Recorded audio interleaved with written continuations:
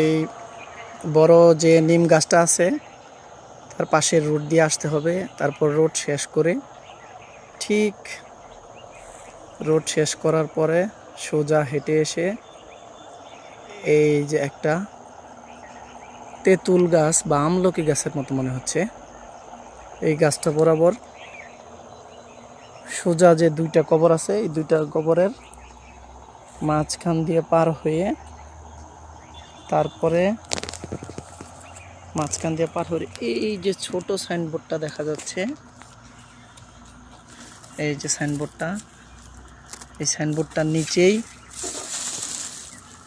এই যে আব্বার কবর। ওই দিন আমরা আসছিলাম কিন্তু এটা ভুল কবর দেখাই গেছিল। এই যে আব্বার কবর, আব্বার কবরের সাইনবোর্ড লুকাই ছিল গাছের নিচে, আমরা দেখতে পারি নাই।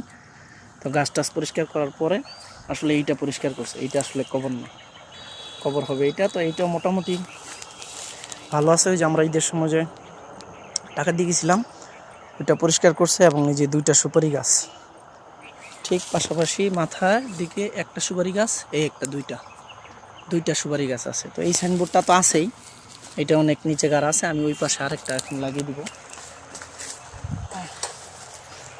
নতুন আরেকটা নিয়ে আসছি,